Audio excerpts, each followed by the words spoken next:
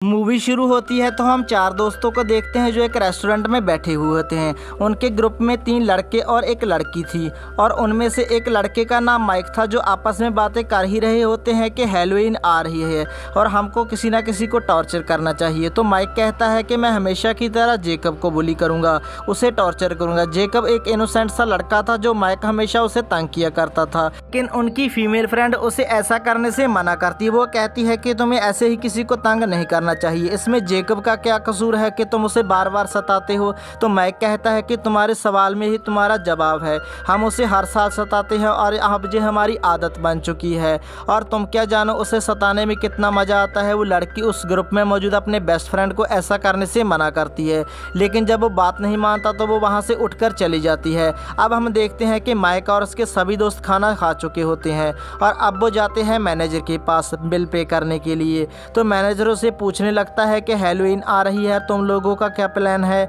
तो माइक उसे कहता है कि हम एक लड़के को बहुत बुरी तरह से टॉर्चर करने वाले हैं जिससे हमें बहुत मज़ा आने वाला है। मैनेजर भी उसे अपना इंटरेस्ट शो करता है, कहता है कि मैं भी जानना चाहता हूं और देखना चाहता हूं कि तुम लोगों को कैसे टॉर्चर करोगी।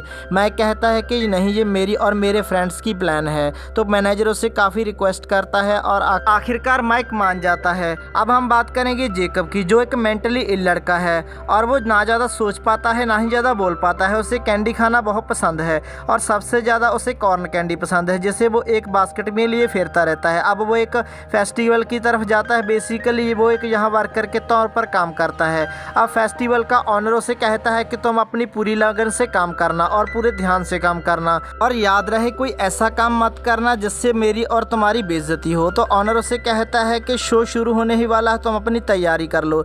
लेकिन जेकब जैसे ही बाहर आता है उसके सामने माइक और उसके दोस्त खड़े होते हैं जो कि उसे तंग करने लगते हैं। जेकब ये सब बर्दाश्त करके तंग आ चुका था, इसीलिए वो अपने डिफेंस में माइक को धक्का दे देता है ताकि उसे वो कुछ ना कहे। लेकिन माइक को इससे बहुत गुस्सा आ जाता है और वो अपने उससे बहुत मारता है। उसके साथी भी जेकब वो बहुत मारते हैं, जिसकी वजह से जेकब की मौत हो जाती है। सब कुछ होते हुए माइक की फीमेल फ्रेंड भी देख लेती है।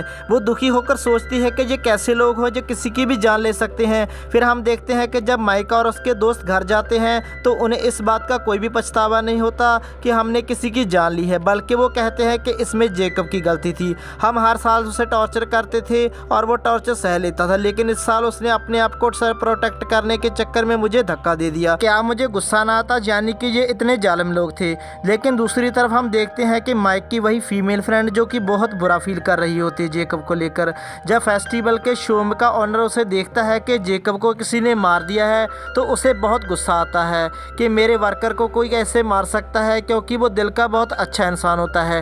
वो जेकब की बॉडी को उठाकर अंदर ले आता है, वो उसके चेहरे पर मास्क पहनाता है और इसके बाद वो एक रिचुअल करने लगता है जिससे किसी की सोल उसके अंदर आ जाती है और अब जख्मी जेकब फिर से जिंदा हो जाता है ताकि वो अपनी मौत का बदला ले सके। दूसरी तरफ हम देखते हैं कि माइक की फीमेल फ्रेंड शहर के पुलिस ऑफिसर के पास जाती है और उसे सारी बात सच सच बता देती है कि जेकब को किन लोगों ने मारा और किस तरह से मारा। तो पुलिस ऑफिसर उसे कहता है कि ठीक है, मैं ये सब नोट कर लेता हूँ, लेकिन अब तक मेरे पास इस तरह की कोई रिपोर्ट दर्ज नहीं हुई है। लेकिन जब शेरिफ को पता चलता है कि टॉर्चर करने वालों में से एक उसका बेटा भी था, यानी कि माइक, तो उसे यकीन नहीं आता कि मेरा बेटा ऐसा कर सकता है। तो वो सीधा फेस्टिवल के ऑनर के पास जाता है और उसे पूछता है कि जेकब कहाँ है और उसे क्या हुआ था। तो ऑनर कहता है कि सबको गलत लगा कि वो मर गया है, वो बस जख्मी था, इसीलिए मैंने उसे रेस्ट करने के लिए उसके घर भेज दिया है। उसकी बात तो सच थी कि ऑनर के सर्कस के बाहर जेकब को मरा हुआ तो काउंट नहीं कर सकते थे ना। शेरिफ सीधा जेकब के घर जाता है और उसका दरवाज़ा नॉक करने लगता है, लेकिन अंदर से कोई भी दरवाज़ा नहीं खोलता। सिर्फ हम माइक की फीमेल फ्रेंड को देखते हैं जहां उसका दोस्त उसे मिलने आता है और उसे बताता है कि शेरिफ ने इन्वेस्टिगेशन की है और उन्हें पता चला है कि जेकब अभी जिंदा है। ये सुनने के बाद लड़की को थोड़ा सुकून मिला है कि शुक्र है वो जिंदा है। आगे हम देखते हैं कि मैनेजर जिसने जेकब को मारा था वो किसी को बता रहा होता है कि हमने ही जेकब को मारा है, हमने हैलोवीन को बहुत एंजॉय किया।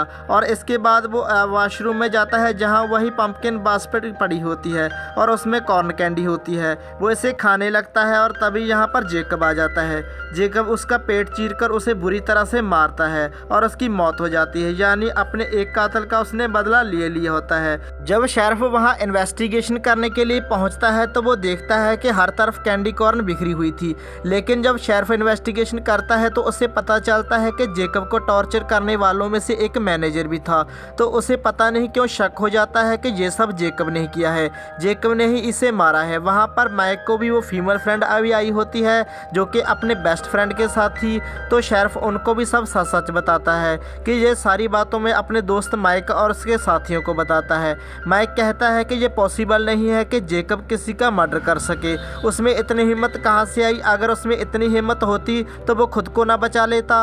और यहाँ तक बात रही मैनेजर के मर्डर, हो सकता है उसके किसी दुश्मन ने उसको मर्डर किया हो, जरूरी तो नहीं है इसमें जेकब को शामिल कर लिया जाए। इसके बाद उसके दोस्त के घर से सभी वापस जाने लगते हैं। माइक के घर से जाने के बाद उसके दोस्त के घर में उसे एक पंपकिन बकेट दिखाई देती है। वो बहुत हैरान होता है कि यहाँ पर कैसे आ गई। इसी समय उस पर जेकब अटैक कर देता है।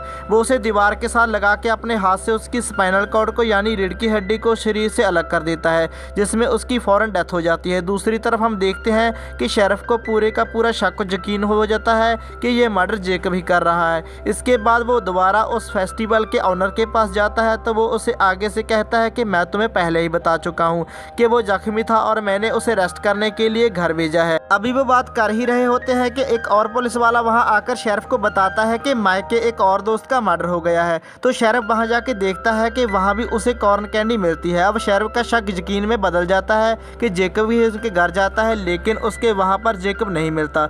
जब वो उसके बेड के नीचे देखता है तो वहाँ पर एक अजीब सी डेड बॉडी मिलती है। अब शेरिफ जेकब की तलाश में शहर में निकल पड़ता है और अपने बेटे को फ़ोन पे कहता है कि तुम घर पर ही रहना, तुम्हारी जान को खतरा है। जैसे शेरिफ शहर भर में होने वाले फेस्टिवल और कार्निवल को रोक देता है।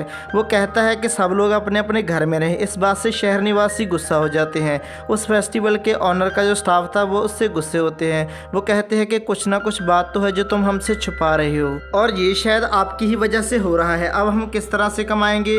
उनमें से एक आदमी जिसका नाम बिशप होता है वो फेस्टिवल के ऑनर से मिलता है और उसे कहता है कि क्या ये तुम कर रहे हो? तो ठीक है, तुम जो ही करोगे उसमें हम बिलीव कर लेंगे। लेकिन वो उसका ऑनर कहता है कि मैं बिल्कुल ठीक कर रहा हूँ, तुम्हारे और हमारे जैसे छोटे लोग टॉर्चर होते आए हैं और माइक जैसे बड़े लोग हमेशा टॉर्चर करते आए हैं। ये उनकी आदत बन चुकी है, दूसरों को सताना और उनका दिल दिखाना। असल में माइक और उसके साथियों को जेकब ने ही मारा है। मैंने तो बस उसे जिंदा किया था ताकि वो अपने मर्डर का बदला ले सके। तो आप मुझे बताएं कि ये कोई गलत बात है?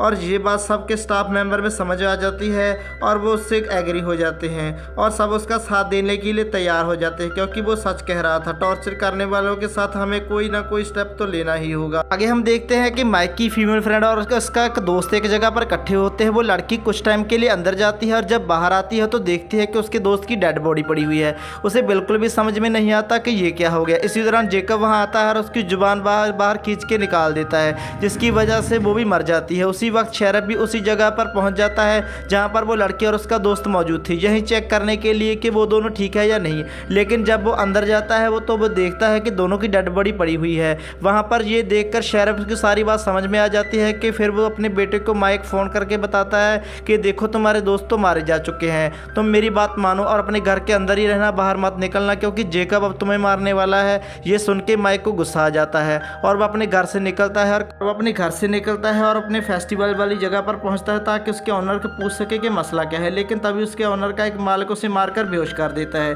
और शेरिफ जब घर पहुंचता है तो वो अपने बेटे को ढूंढता है और वो कहीं नहीं मिलता। तो वो देखता है कि फेस्टिवल का ऑनर उसके घर में बैठा हुआ है। तो वो उसके ऊपर गन पॉइंट कर लेता है और उससे पूछता है कि मेरा बेटा कहाँ पर है। लेकिन तभी उसके पीछे से बिशप आ जाता है और उसके ऊपर अटैक करके उसे बेहोश कर देता है। फिर वो ऑनर आगे बढ़ के चाकू से उसका गला काट देता है, जिसके बाद वो भी मारा जाता है। अब हम माइक को देखते हैं जिसकी आँख खुलती है तो वो देखता है कि वो एक चेयर से बंधा हुआ है, उसके आसपास कोई भी नहीं है और वो हेल्पलेस है। वो दूर से शेरिफ की गाड़ी को आते हुए देखता है, यानी कि अपने फादर की गाड़ी को। ये देखकर वो खुश हो जाता है कि मेरे फादर आ गए हैं मेरी जान बचाने के लिए। लेकिन ये उसकी गलतफहमी थी, क्योंकि गाड़ी में तो उसका फादर था ही नहीं, बल्कि सिर गाड़ी में रखा हुआ था, यानी कि उसके फादर का कटा हुआ सिर, जिसे देखकर माइक रोने लगता है क्योंकि वो जानता था कि वो भी मारा जाएगा क्योंकि उसके फादर नहीं रहे। इसके बाद जेकब उसके सामने आता है और उसे पकड़कर उसे टॉर्चर करने लगता है। वो उसके दोनों बाजू उसके जिस्म से अलग कर देता है। इसके बाद उसके सारे दांत निकाल देता है। इसी तरह से वो उसे टॉर्चर कर करके मार डालता है। इसके बाद सीन चेंज होता है और हम उस फेस्टिवल के ऑनर को देखते हैं जो किसी दूसरे शहर में अपना शो कर रहा होता है। वो वहाँ एक लड़की को एक नेकलेस देता है जो कि माइक के दांतों का बना हुआ था और उसे बता रहा होता है कि जेकब के बारे में। तो वो लड़की कहती है मुझे इस बात पर यकीन नहीं है कि वो जिंदा कैसे हो गया और कैसे लोगों को मारता है। तो वो ऑनर उसे कहता है कुछ लोग बिना वजह मासूम लोगों की जान ले लेते हैं, उनको सबक सिखाने के लिए जेकब को जिंदा किया गया है। मूवी के लास्ट सीन में हम देखते हैं कि जेकब वही मास्क पहने बैठा हुआ होता है और अपनी फेवरेट कॉर्न कैंडी खा रहा होता है। और इसी के साथ ये मूवी समाप्त हो जाती है। Good bye.